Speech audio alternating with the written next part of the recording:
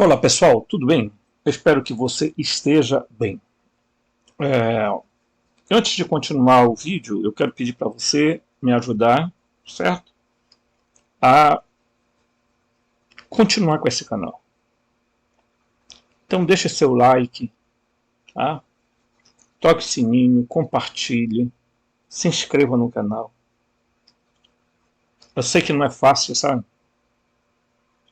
A gente fazer um canal e trazer conteúdos aqui de qualidade. Eu sofro as perseguições que vocês não imaginam, né? E o que eu sou aqui, eu sou na minha vida real. Eu sou muito sincero, muito franco. Não gosto de máscaras. Tá? Então, a gente paga um preço por ser assim. Tá? Num mundo onde o sistema gosta da mentira, da hipocrisia, da falsidade, do moralismo, do falso moralismo, do farisaísmo. Né? Aqui, por exemplo, na minha pequena cidade, a gente sofre perseguições políticas, entendeu? Então, vocês não imaginam o que é a gente tentar mostrar alguma luz no meio de trevas. E eu lembro de uma frase que é muito interessante, que eu aprendi quando era pequeno, né? De uma pessoa religiosa que disse que um pequeno fósforo aceso vale mais do que todas as trevas reunidas. Então, a gente aprende a ser assim. Tá? Então, esse canal só pode continuar se você ajudar. Se você não ajudar, lamentavelmente, a gente vai. Né? Porque, veja, eu vejo canais por aí que tem mais de 1.000, muito mais, 10, 30, 50 mil inscritos num canal, e eu vejo os caras pedindo, botando Pix, pedindo aí Pix. Né? E para coisas sérias não há quem queira dar Pix, ajudar. Mas para gente desonesta e que faz coisas absurdas, as pessoas no Brasil resolvem dar Pix. Né? Pergunta se algum rico que assista esse canal tem coragem de dizer assim, não, eu vou financiar esse canal aí. Faz. Esse povo não gosta da verdade. Por isso que Jesus dizia, aqueles que são da verdade ouvem a minha voz. Né? Então, é preciso a gente ter a ajuda de vocês. Dito isso, eu vou ler aqui trechos da entrevista do John Labilate. Né? Ele deu uma entrevista, ele é um dos estudiosos da gnose, apesar de algumas ideias dele eu não comungar, confesso que não concordo com algumas coisas, mas é interessante algumas explicações que ele dá a respeito dos arcontes, né, do que aconteceu, a interpretação que ele dá, que nem tudo lá da interpretação dele eu concordo, mas vale a pena a gente ver algumas coisas, né, para que a gente abra bem a nossa visão, não só a visão física, não, mas a visão interior, né, em que a gente aprenda coisas assim que contribua para o nosso crescimento, gente. Nada melhor do que a gente aprender. Aprender. Sabe, a gnose é isso. A gnose é conhecimento experiencial. Entendeu?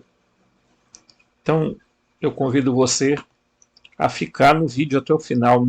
Não corra o vídeo, não pule o vídeo, porque Se você não entende o que está sendo dito aqui, então, sabe, é bobagem. As pessoas não lê livro, que elas compram um livro e fazem o seguinte: ela lê o primeiro capítulo, de lá pula tudo, vai lá para o fim, porque não quer ler. Então, o Brasil nunca se desenvolve porque os costumes no Brasil são muito ruins. O brasileiro não tem o hábito da leitura. Não é dotado da paciência de ler e muito menos de ver as coisas. Certo? Então vamos lá. A entrevista que o Alan Conses, né, teve com o John Lage foi em 2005, ok? Então ele pergunta assim: temos discutido a ideia de que um parasita existe e governa a nossa mente. Como podemos provar a nossos leitores que esse parasita existe e que a ideia de infecção mental não é diferente? E aí o John Lage responde: como uma infecção, o parasita da mente seria detectado por seus sintomas. A matéria, por exemplo, produz sintomas violentos causados por uma entidade estranha invadindo o corpo. Para pensar claramente sobre parasitas, devemos ter em mente que certos comportamentos e modos de pensar, particularmente ideologia religiosa, seriam um sintoma de uma infecção estrangeira, tá? Ou invasão da mente humana. Gente, isso aqui é muito sério, viu? Isso aqui é muito sério. Aí a pergunta: qual a natureza e a origem deste parasita?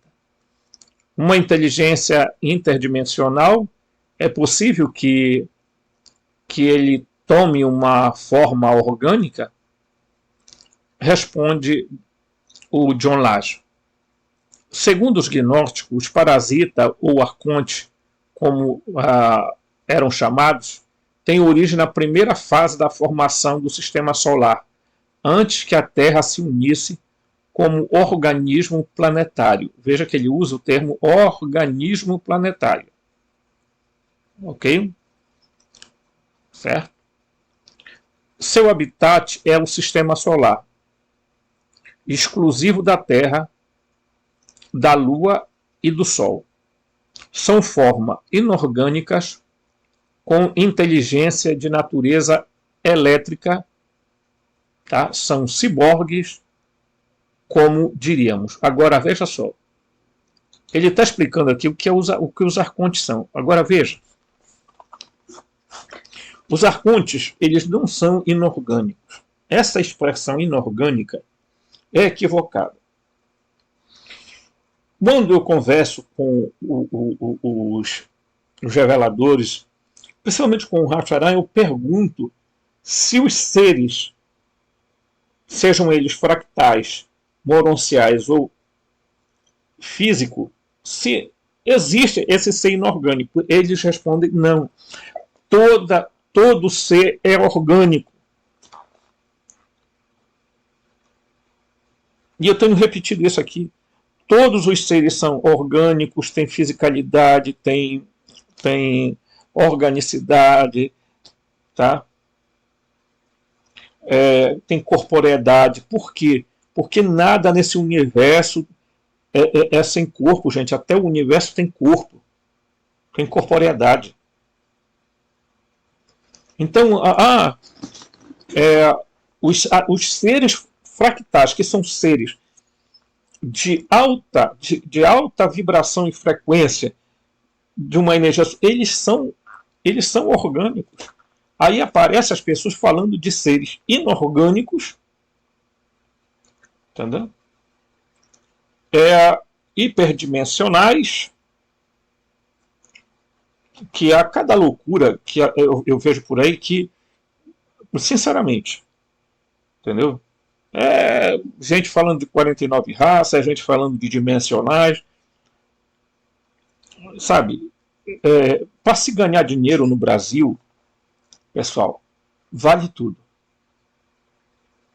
Vale contar mentira, vale inventar fenômenos, vale inventar um monte de coisa. Tem gente. É terrível um país onde a gente critica político, achando que todo político é corrupto, mas a gente não percebe que a corrupção já está entranhada dentro das pessoas.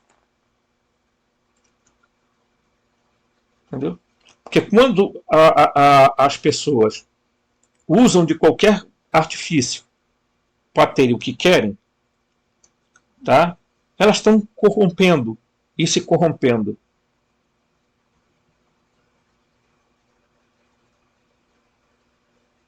Tá?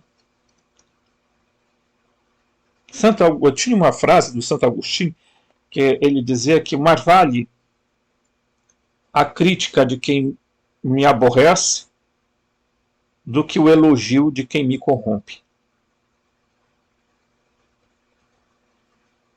Tá? Não sei se é bem assim, mas é quase assim. Então as pessoas elas fazem qualquer coisa. Elas inventam terapia, elas inventam sistemas, elas inventam não sei o que tem mais. O Brasil se tornou um país de espertos. Não no bom sentido, não. Não é de espertos, é esperto, esperteza. Sabe? Vale tudo aqui. Aí depois as pessoas estão cobrando moralidade, equidade, quando elas próprias não são assim. Então, por que a gente está falando disso? Porque a entrevista dele aí vai mostrar o que esses parasitas da mente fazem. Os sistemas religiosos no mundo todo invadem a mente das pessoas e esses parasitas mentais, que ele considera os arcontes como parasitas, os arcontes governam mesmo. Controlam as religiões, todas. Nossa, veja o que a gente vê nesse país. Como é que pode uma instituição religiosa não pagar imposto? Quando eu e você tem que pagar. E esses caras aí que têm igrejas, que são donos de empresas chamadas igrejas, recolhem quantidades enormes de dinheiro e não pagam imposto. Ainda tem lá a bancada católica, a bancada evangélica, a bancada cristã, a bancada não sei do que, e aí ainda tem gente que aplaude essas porcaria. Dá para entender isso aí? Sinceramente, pessoal. Sabe? E olha que é um monte de gente que fala de Deus, que fala de despertar, de acordar. Dá até vergonha isso. Mas vamos seguir em frente. E aí ele pergunta assim,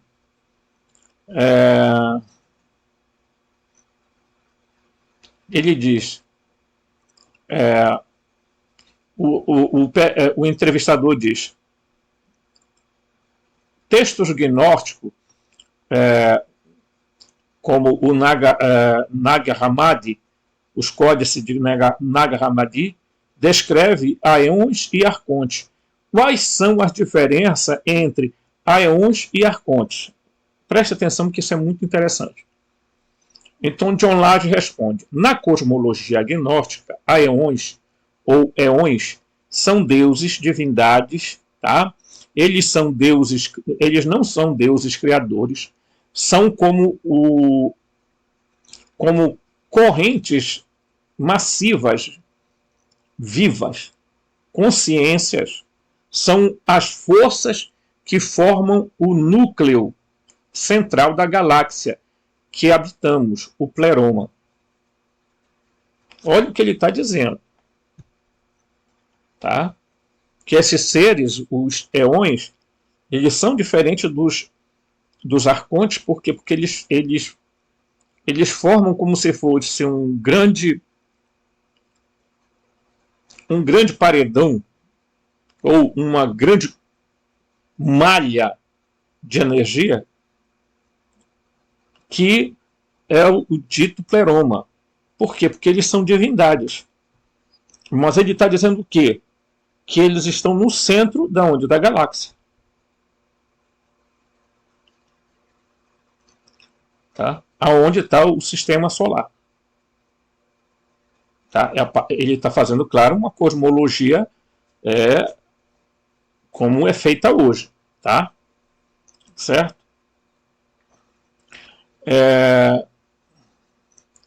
Os arcontes, ele diz, são uma espécie de seres inorgânicos, mais uma vez ele fala inorgânico, anômalos, que correm fora do pleroma,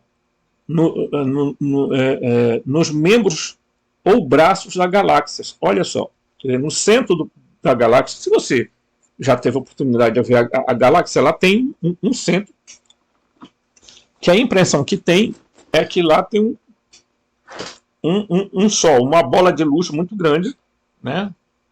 Tá? Dizem que lá, na verdade, é um buraco negro. Né?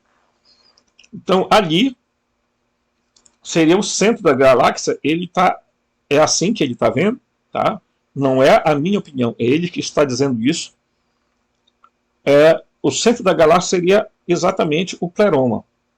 E os arcontes estão nos braços da galáxia. Né? Se você vê, é uma espiral. Né? Então, os arcontes estariam ali dentro do nosso sistema solar. Eles correm por fora. Eles não estão dentro do pleroma, tá? Segundo ele, né? Certo? Aí ele diz, eles são chamados arcontes, do grego arcai, elemental, desde o início. Por quê? Surgiram em primeiro lugar antes da formação da Terra.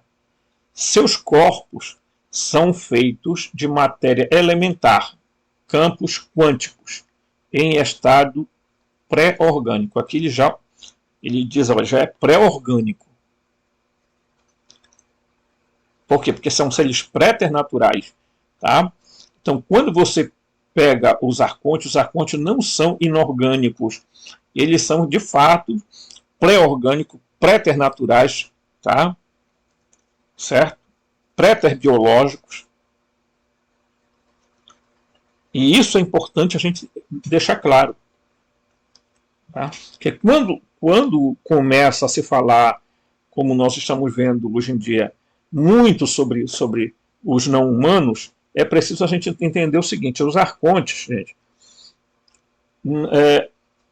não é o nome de uma raça, é um adjetivo que você dá a determinados grupos de seres que fazem aquilo que o demiurgo, o comandante do sistema, manda que eles fazem. Eles podem ser de qualquer... Eles podem ser um Anunnaki, um Grey, um Grow, um Memphis. Eles podem ser o que for, mas se eles estão a serviço do demiurgo, então eles são arcontes. E arcontes queriam dizer assim, os primeiros. Então eles, na verdade, os primeiros, aqueles que começaram a surgir depois da queda de Sofia. Veja o vídeo que eu fiz anterior, você vai entender. Tá? Então, a substância que deu origem a eles é exatamente a Sofia.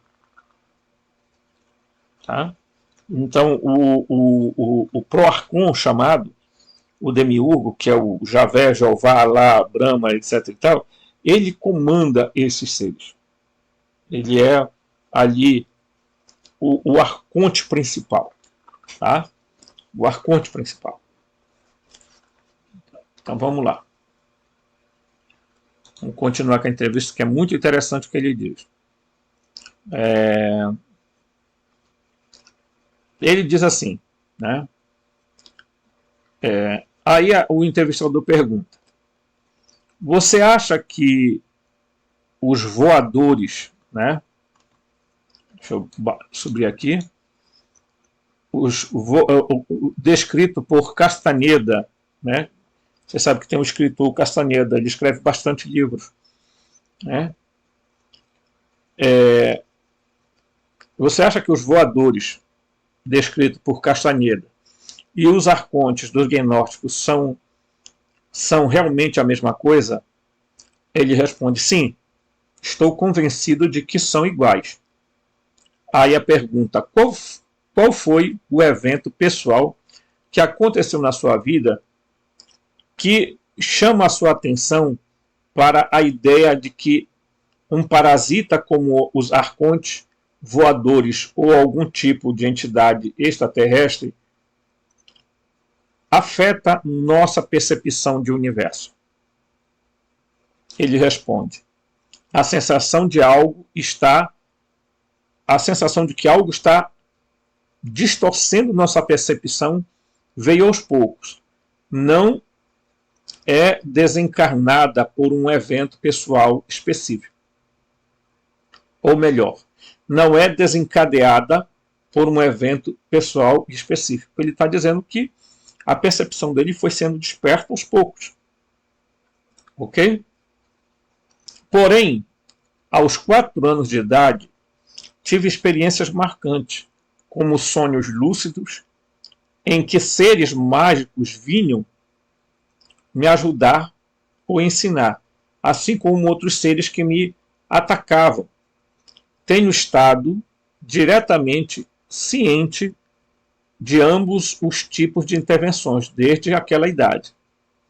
Aí o entrevistador pergunta, você acredita que alguns seres extraterrestres, como os Anunnaki ou os Greys, são encarnações desses parasitas, ou que esses seres extraterrestres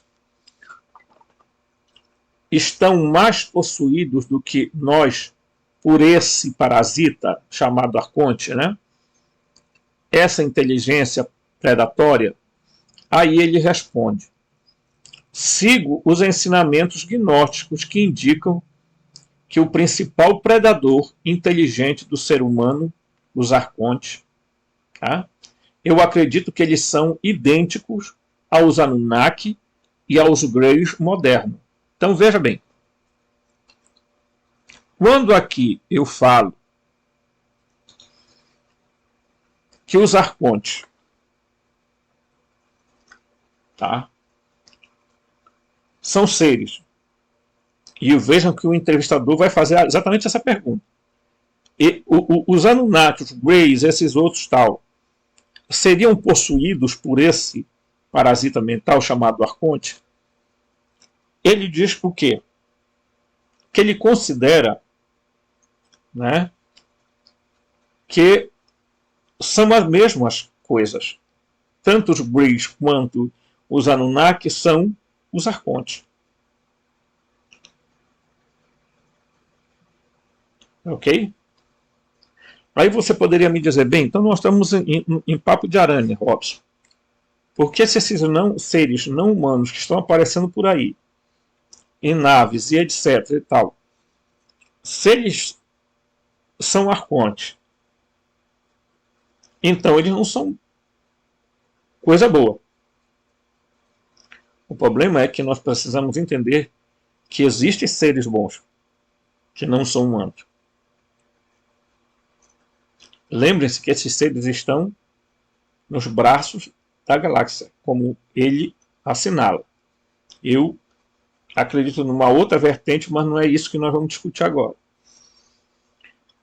Tá? Vou falar isso em outro vídeo que eu quero mostrar para vocês. Por quê? Porque, por exemplo, existem seres como os Fós, os Teófos, tá? Os Sófos. Existem seres que não são de natureza arcônica. São de natureza aeônica. Tá? O próprio ser humano tem essa dupla natureza, infelizmente. Nós somos aeônicos. Porque nós temos em nós elementos aeônicos. Nós temos em nós elementos pleromáticos, energias do pleroma. Mas temos em nós, com muita tristeza, nós temos em nós os elementos do demiurgo que nos fez, que nos fabricou.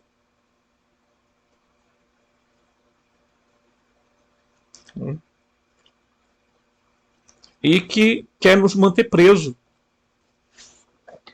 aqui no sistema.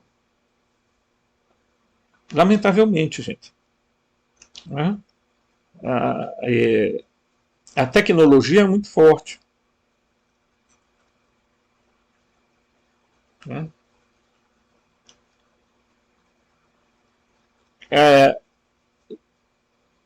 A gente falar dessas coisas, às vezes, eu fico até me pensando, sabe? Às vezes eu me pego perguntando para mim, mas será que esse pessoal estão entendendo que, certa vez, Jesus disse para os discípulos, pô, se eu falo de coisas da terra, vocês não entendem, imagine se eu falasse das coisas do céu.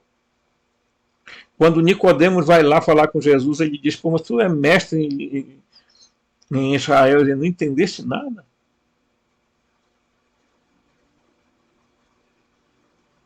Quer dizer, você imagina uma pessoa que já está com a mente infectada, tá? Pelas religiões, pela política, pelo sistema social, pela mídia, pelas informações distorcidas, o quanto tem gente vivendo vida miserável.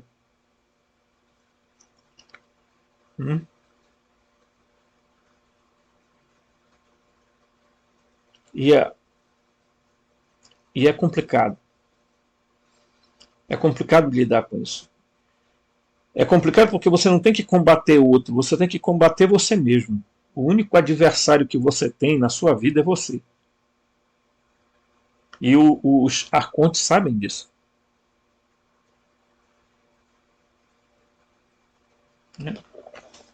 Então vamos lá. Continuar aqui, que aqui tá bom, como diz o cara. Tá bom. O entrevistador diz, qual foi o evento pessoal que aconteceu em sua vida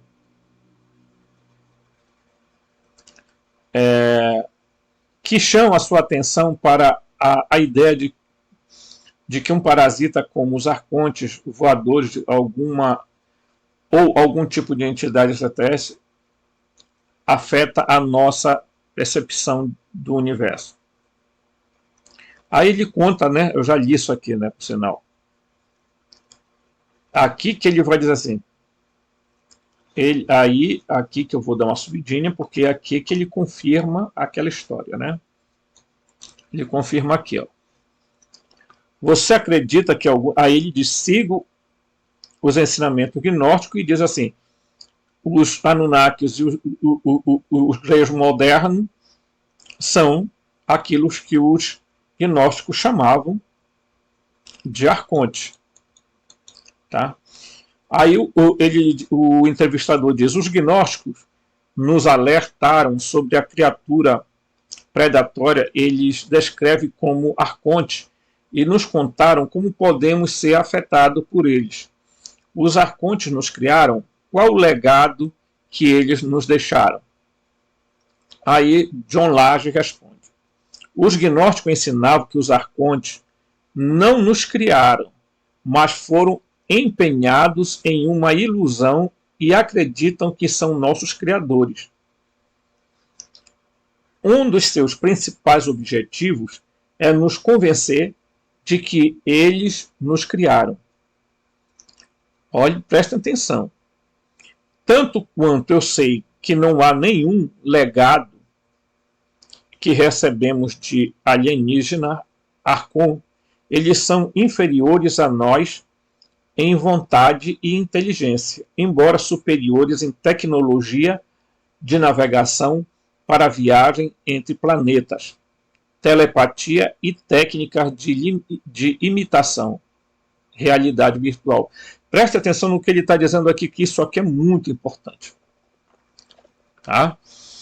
Ele está dizendo aqui que não, que os arcontes não nos criaram, mas o John Lage está enganado. Por quê? Porque quando você lê tá, o Evangelho gnóstico de João, tá, você percebe que o próprio Jesus falando ali vai dizer sim que foram eles que criaram. Não criaram no sentido do nada. Eles fabricaram um corpo bioquímico, tá? Bioeletroquímico. Eles fizeram manuseio de técnicas de clonagem para nos criar. No entanto, nós temos em nós elementos do pleroma, que é o espírito, que é a centelha divina. Isso não foi dado por eles. E os documentos de Nag Hammadi mostram exatamente que eles foram iludidos na hora da criação. Tá? Como eles tinham criado um homem que era inerte, não se mexeu, o corpo estava tudo bacana. Aí a Sofia arrumou um jeito de soprar no ouvido dele para dar uma ideia e disse para ele: sopra sobre ele que ele vai viver. Só que aí, ao soprar em nós, tá? É aquela história do Gênesis, né? Na hora que ele sopra, o que acontece? Acontece que ele sopra o que ele tinha roubado da Sofia, o que ele tinha da Sofia, que é a energia aeônica, a energia do pleroma. Aí é que está. Tá? A narrativa bíblica da criação é muito interessante. É muito interessante. E algumas pessoas, quando lê a Bíblia, elas não prestam atenção no que é dito na Bíblia. Tá? Eu vou tentar mostrar um negócio aqui para vocês, para a gente olhar aqui. Tá?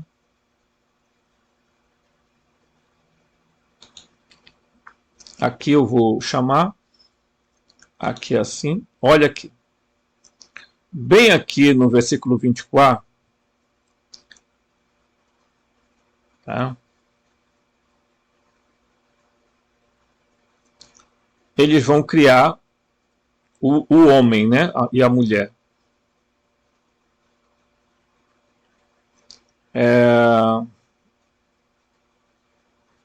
Diz aqui, versículo 26, olha aqui, ó. Edijo Elohim. Aqui está em espanhol. Façamos a Adão, tá? O homem, a nossa aparência conforme nosso aspecto, e que domine sobre os peces em el mar e sobre as aves los chamaim dos cielos e sobre os animais sobre de la eretz, terra, e sobre todas as criaturas que se arrastam lá em la eretz, terra. E criou Elohim a Adão com o próprio aspecto. Elohim lo criou. Zacar, varão, e Negebar, hembra, los criou. Tá? Negebar quer dizer fêmea. Tá? Então, preste atenção que aqui ele diz o quê? Conforme nosso aspecto, nossa aparência e nosso aspecto. Então, as pessoas... eu vi agora um rabino dizendo, né, que as pessoas fazem uma leitura literal da Bíblia e que não é assim, porque na verdade, o que está por detrás? Eles querem que a gente continue acreditando que o Deus da Bíblia é o onisciente, onipresente, onipotente, não sei o que tem mais. É essa a grande história. E não é. Esse ser que nos criou, tá? É um ser que foi expulso de uma região, que foi um abortivo, que é chamado de Yaldabaoth, Nebro, Samael, Saklat, tá?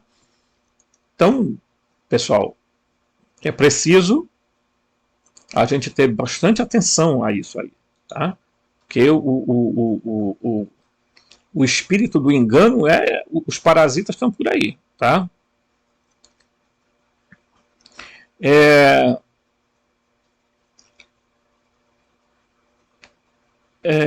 Vamos ver aqui.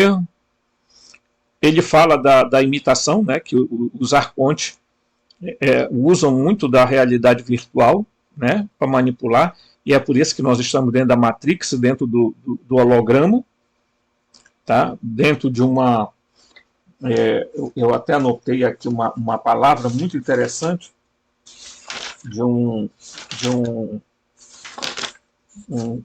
né? Nós estamos dentro de uma realidade simulada, né? Nós somos uma inteligência biológica, né?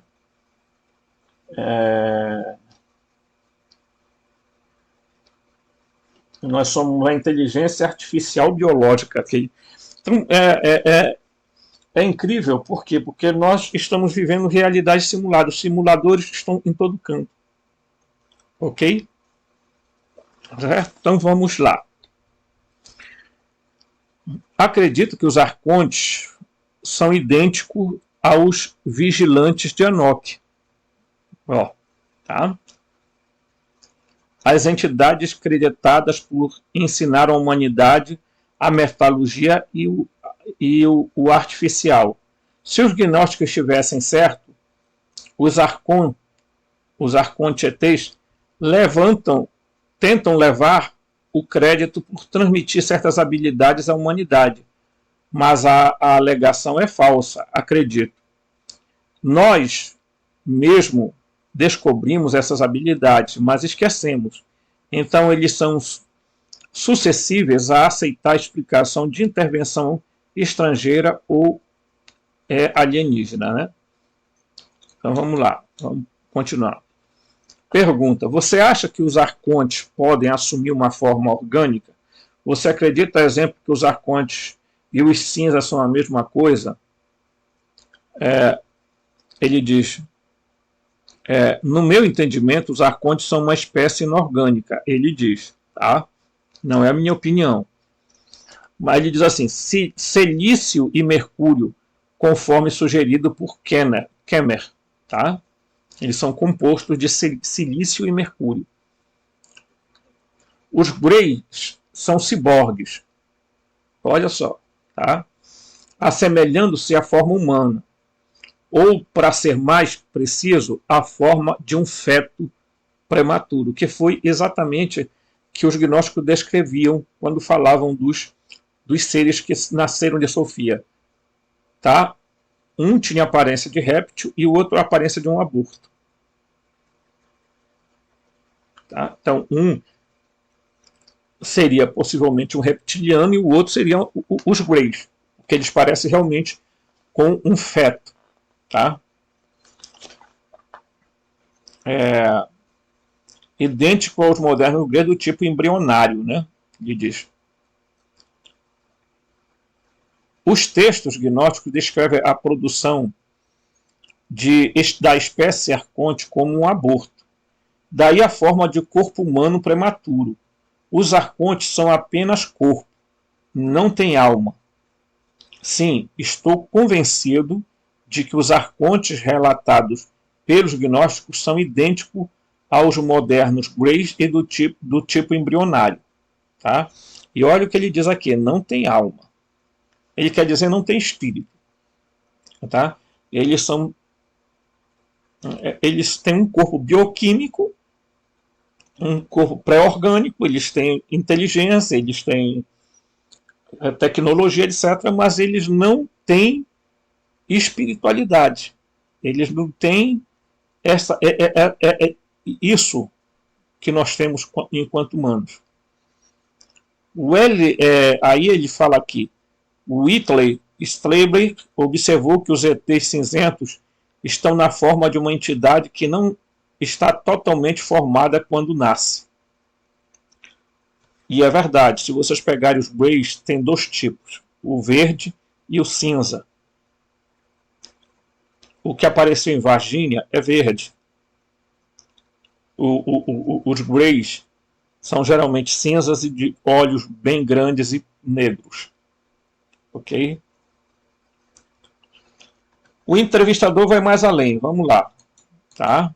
Ele pergunta, em sua interpretação dos textos gnósticos, os estudiosos descrevem o papel crucial desempenhado por uma pessoa chamada Jesus Cristo. Este personagem nos alertou sobre os arcontes. E este mesmo Jesus do Novo Testamento? Por que a mensagem de Jesus, contida no Novo Testamento e nos códigos de Nag Hammadi, são tão diferentes? Aí o John Lage responde. Essas são as grandes questões e problemas. Parte da linguagem nessas perguntas reflete a confusão típica ou a desinformação sobre materiais gnósticos. Na verdade, o nome de Cristo nunca ocorre nos códices de Nag Hammadi, nem o nome de Jesus. Pelo contrário, há um código recorrente, copta, tá? Ele dá aqui toda a descrição, traduzido, tá? IC ou HC, IS traduzido. Por exemplo, tá? O T-tripartite é um documento, né? Diz o seguinte, é encontrado em copta, e os tradutores o modificaram para H, né? E Exos. Então,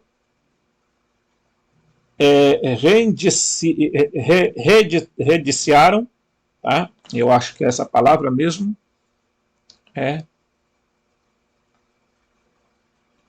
o nome de Jesus. Você pode ver até que pontos estudiosos manipulam os códigos e os fizeram encaixar em uma ideia pré-concebida. A maioria dos textos gnósticos usa os termos o Salvador, o Senhor, o Revelador, sem nenhuma menção específica a Jesus ou Cristo. Estou convencido de que esses códigos não se referem ao Cristo de São Paulo ou ao Jesus histórico do Novo Testamento. Os códigos são usados justamente para evitar tais identificações. O termo o Jesus vivo, encontrado nos códices de Nag Hammadi, referem-se a um guia interno ou entidade psíquica, não a uma figura histórica. Para os gnósticos, Jesus vivo indicava uma força espiritual que não morre, portanto não pode ser um ser humano real. Jesus Cristo, no Novo Testamento, diz coisas que nunca foram ditas por um gnóstico iniciado. Tá? Suas palavras e ações são incompatíveis com um mestre iluminado dos mistérios. Tá? Vejam que ele está dizendo exatamente aqui que hoje há uma grande discussão sobre isso. Tá? E há uma discussão ainda maior de que as palavras que aparecem, na verdade, não é Cristo, e sim Crestos. Crestos quer dizer bom, tá? E não o ungido, o Messias. Enquanto que Cristo significa Christos, significa ungido. A palavra Krestos, tá, significa bom. Tá? O Cristo gnóstico não é o Cristo, o Filho unigênito de Deus, na teologia de João e Paulo. O gnóstico crístico é um aeon, uma força divina que não pode assumir forma humana. Isso aqui ele está dizendo. Tá? Isso aqui ele está dizendo. Que o Cristo gnóstico é um aeon. No entanto, veja bem, a profundidade das coisas. Este ser, tá? Ele veio a ser introduzido, tem duas versões para isso. Uma, ele foi colocado no seio da Virgem Maria por uma intervenção técnica, tá? E passou a se chamar Jesus enquanto humano. E a outra versão seria a de que o Jesus histórico assume a identidade do Cristo no momento do batismo. Tá? Então, portanto, o Cristo assume o lugar. E há uma outra, terceira versão, que é a versão do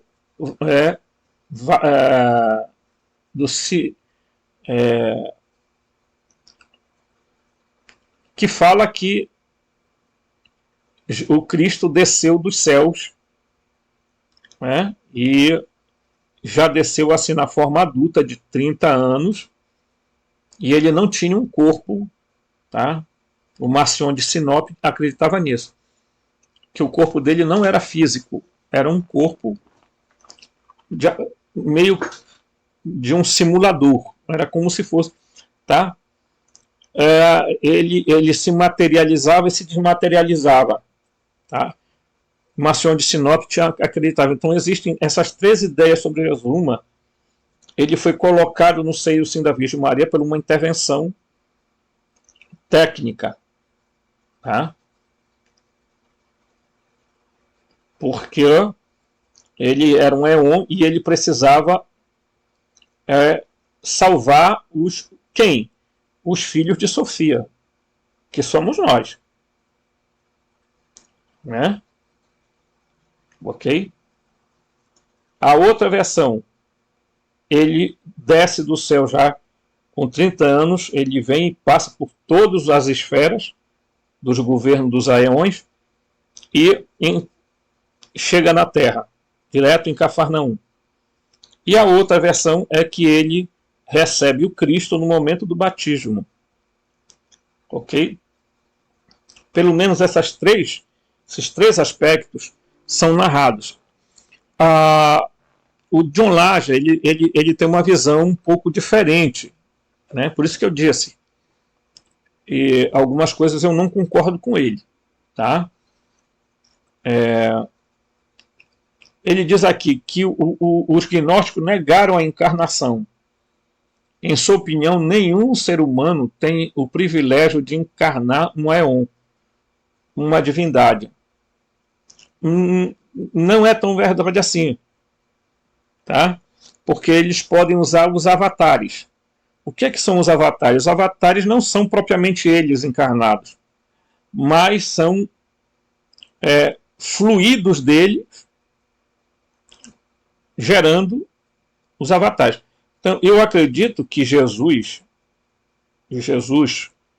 histórico existiu. Acredito que ele foi enviado, sim. Acredito que ele foi o Cristo foi introduzido no seio da Virgem Maria através de um mecanismo, claro, tecnológico, gente. Nada de milagre, tá? É nisso que eu acredito. Tá? Eu não concordo muito com o Lage aqui. Tá?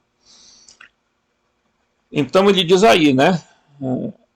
Aí a pergunta, você vê uma tendência, embora muito pequena, na Igreja Católica Romana de reconhecer a legitimidade dos textos de Nag Hammadi, incluindo a existência dos arcontes, ou de negar o conteúdo e a relevância dos materiais de Nag Hammadi? Aí ele responde não. Ele diz, não vejo nenhuma tendência de reconhecer verdadeiro caráter não cristão do Nag Hammadi, né? Certamente nenhuma tendência para reconhecer os arcontes. Observe que os ensinamentos gnósticos atribuem à religião católica como sendo o resultado da influência mental desviante dos arcontes. Se a autoridade católica reconhecesse a mensagem gnóstica, estariam admitindo que o sistema de crenças é um implante alienígena em nossa mente. Tá? Observem as coisas que estão sendo ditas aqui. Nem tudo eu vou parar para explicar e comentar, senão o vídeo seria de 2 horas. Perguntam a ele, as pessoas costumam comparar o significado da descoberta dos textos de Nag Hammadi aos manuscritos do Mar Morto. Tanto quanto você sabe, podemos encontrar nos manuscritos do Mar Morto o mesmo aviso sobre os arcontes, devido ao fato de que a criação do universo é um erro contido nos códices de Nag Hammadi. Quem escreveu os manuscritos do Mar Morto? E quem escreveu os códices de Nag Hammadi? Eles eram inimigos? Aí então John Lage responde, muito boa pergunta. Essa conexão entre os manuscritos do Mar Morto e os de Nag Hammadi é crucial. Pelo que eu sei, nenhum estudioso indicou as referências cruzadas entre esses textos antigos, mas eles existem. Deixei-me elaborar os documentos manuscritos do Mar Morto não nos avisa sobre os arcontes, porque eles foram escritos por uma seita extremista que foi manipulada pelos arcontes. Olha só. Tá? Os Zadkiin, os justos, era assim que era, né? Do Mar Morto, era uma seita violenta e apocalíptica dedicada a seres celestiais chamados Kenoshin. Tá? Os Kenoshin. Preste bem atenção. Que apareciam para eles com uma carruagem brilhante. Olha, presta atenção à relação entre os códices de Nag Hammadi e os códices do Mar Morto, né? Certo? Ele está dizendo que não há essa relação. Que, ao contrário, os manuscritos do Mar Morto, né,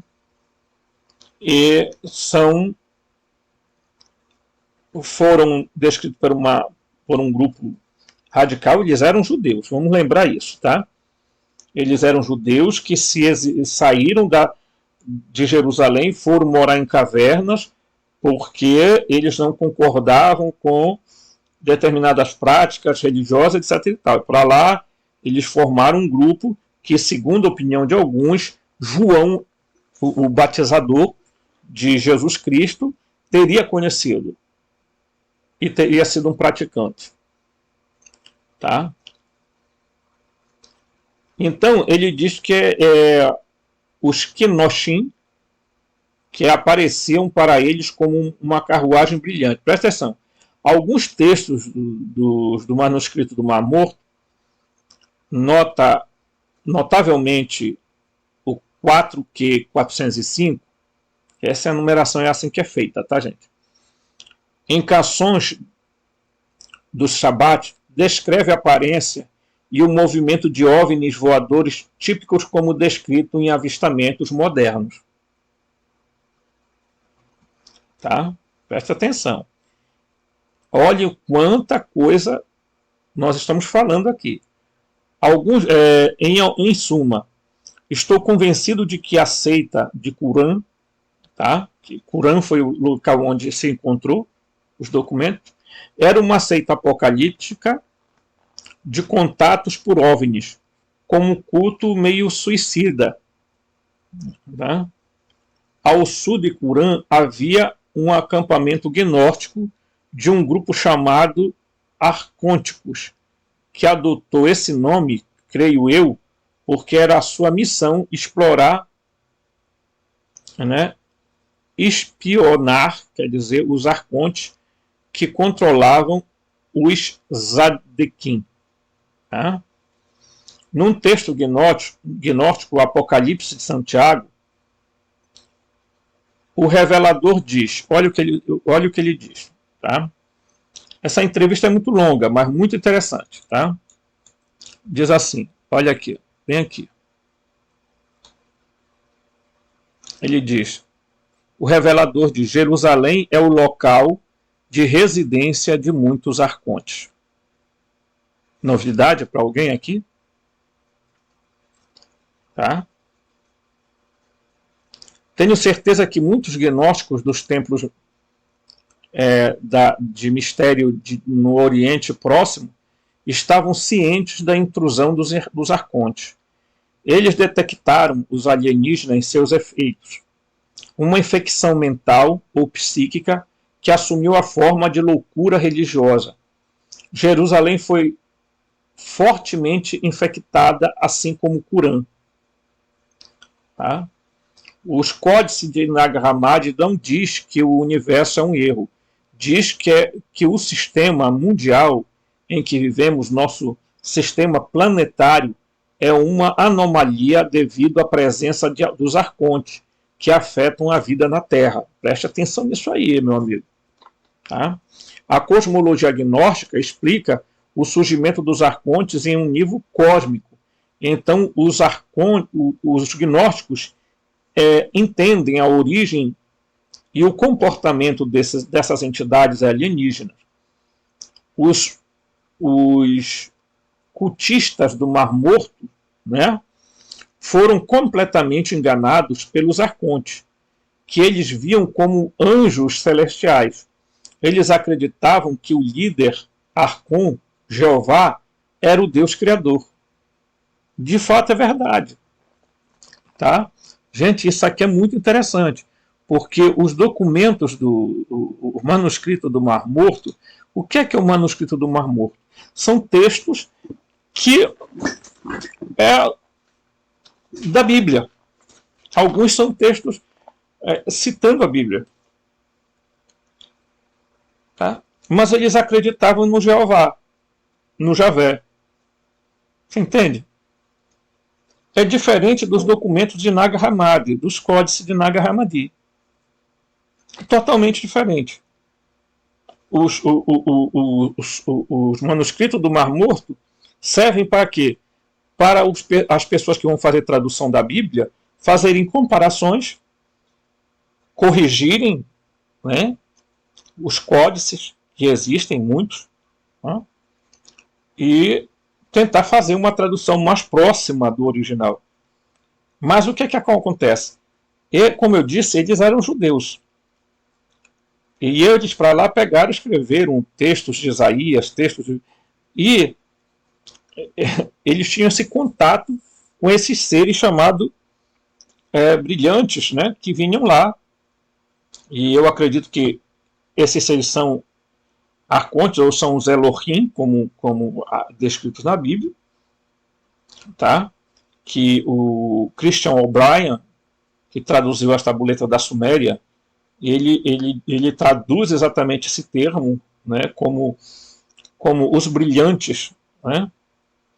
Então, são esses seres que se manifestavam, e a descrição que eles fazem é exatamente quase semelhante como é descrito hoje as aparições de OVNIs no nosso planeta. Tá? Então, é muito interessante o que o John Lage fala aqui. Né? Ok? Então,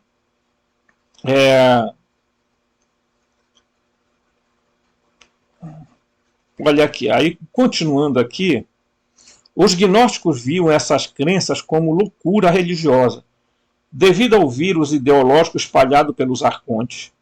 Várias passagens nos pergaminhos do Mar Morto referem-se diretamente aos gnósticos, que são considerados inimigos ferrenhos dos Zadkin, dos chamados justos. Tá?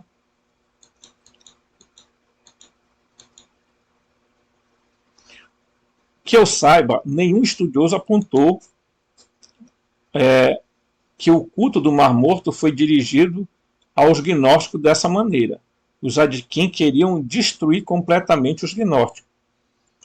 Se a minha teoria estiver correta, diz Lage, podemos entender por que os códigos de Nag Hammadi foram descobertos em dezembro de 1945, mas sua importância não foi reconhecida até o verão de 47, justamente quando os manuscritos do Mar Morto foram encontrados. Tá? Os leitores, é claro, devem perceber que o verão de 47 foi a época do avistamento de discos voadores por Kenneth Arnold, né? E do incidente Roosevelt. Então vamos lembrar, olha aqui, olha o esclarecimento que ele faz. Veja. Quando foram encontrados os códices de Nag Hammadi? Em 45. Mas ficou, olha, encontraram, deixaram lá bolando, e aí, em 47, eles encontram os manuscritos do Mar Morto. 2 anos depois. Ok? E aí, por que eles só vieram dar importância para o código de Nag Hammadi depois de 47? E foi exatamente no ano de 47 que cai aquela nave em Roosevelt, tá? E que começa toda aquela história da Área 51. Né? É surpreendente, diz o Lage aqui, o Lage, é surpreendente que os materiais antigos escritos por um culto Eteufo, bem como outros materiais revelados a natureza desse culto, tenham aparecido na época exata da onda de 47 e do incidente de Roosevelt. Esta é verdadeiramente uma coincidência cósmica. Aí vamos para as últimas perguntas aqui, por enquanto. Depois eu vou ter um outro vídeo, tá? Para a gente continuar. Por que a Igreja Católica é tão teimosa e tão relutante em dar acesso aos manuscritos do Mar Morto? Foi a mesma reação com os materiais de Nag Hammadi? Então ele diz: o Vaticano controlava a equipe internacional de estudiosos associada à Escola da Bíblia de Jerusalém, tá? que é dos dominicanos. Tá?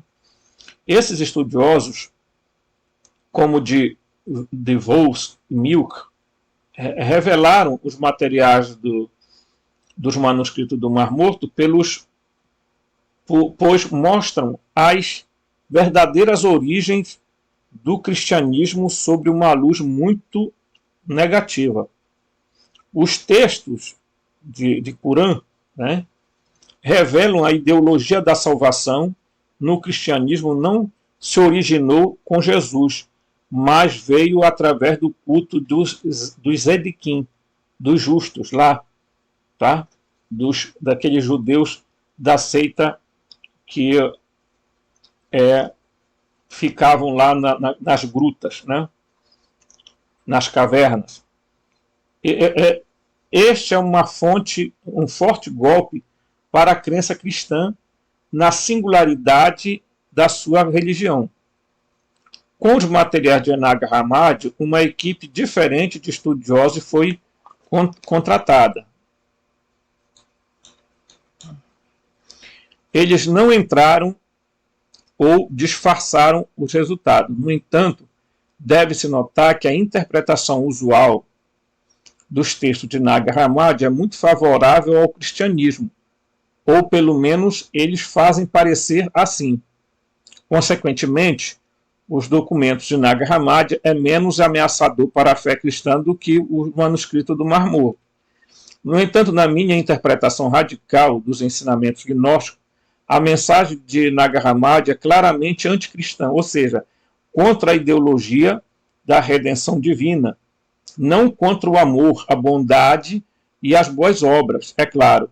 Não é um monopólio de cristão, certo? Tá? Então aqui eu vou dar uma interrompida, tá? E a gente vai continuar essa entrevista num outro vídeo, que a gente está aprendendo bastante coisa, muito interessante. Que o Lage, ele tem uma visão, né, diferente, gnosticamente falando, né? Então existiram várias escolas gnósticas, que eu já falei aí em outros vídeos, né? A valentiniana, a macionita, tá? Teve os setianos, enfim, tá? Os ofitas.